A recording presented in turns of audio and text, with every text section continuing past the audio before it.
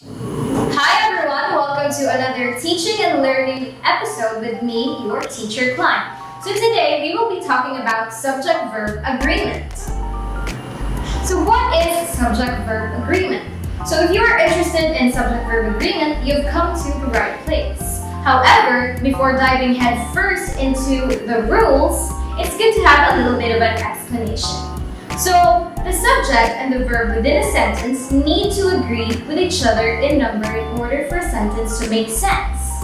What is agree? Agree means to go together, to have the same feeling. For example, I think apples are delicious. Do you agree that apples are delicious? Of course!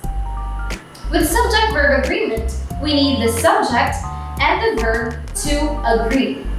What is a verb and what is a subject? A verb is an action word. The subject is the person or thing that is doing the verb. For example, the baby is crying. Who or what is crying? The baby. So the baby is the subject and crying is the verb. Then again, with subject-verb agreement, we need the subject and the verb to agree. How do we do that? A singular subject needs a singular verb. A plural subject needs a plural verb. Sounds easy, right? What is a singular subject? Singular means single. Single means only one, like a pencil, a paper, or an apple. Just one is a singular subject. Now, what is a plural subject? Plural means more than one. So it could be 2, 5, 8, or 10, or 100. Like single, a pencil, and the plural is pencils. And paper, papers. Apple, apples. To make a subject plural, you add an S or an ES. Plural subjects have an S or ES, while singular subjects do not. With verbs, the pattern is opposite. A singular verb has an S, and a plural verb does not have an S. It is opposite, and therefore, we can associate the pattern to a seesaw. So, a seesaw is a toy where one goes up, the other goes down.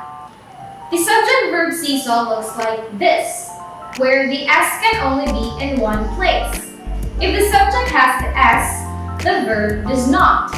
If the subject doesn't have the S, the verb does.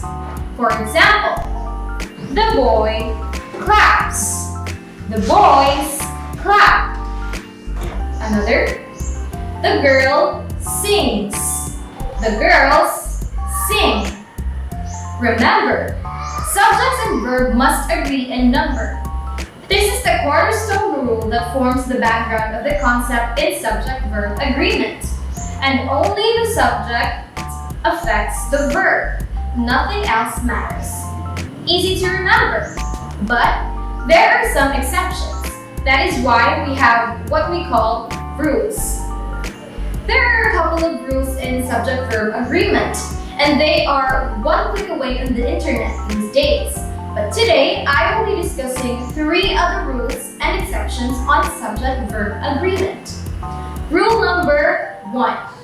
If there are 2 singular subjects sharing the same verb, it makes the subject plural. For example, Mom walks outside. Dad walks outside. So it can be Mom and Dad walk outside.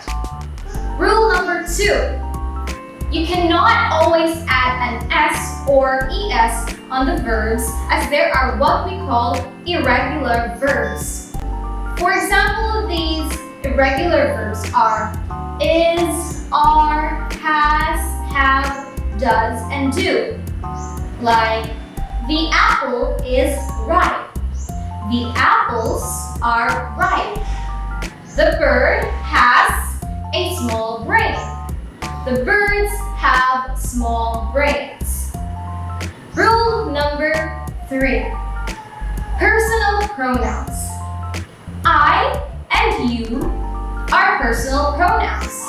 And we are singular subjects, as I am one and you are one.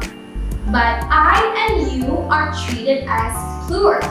So we need a verb without an S. For example, I dance to the beat, not I dances to the beat. Another is, you are my crush, not you is my crush. So now that we've tackled the most basic rules in subject-verb agreement, let's try to answer this activity.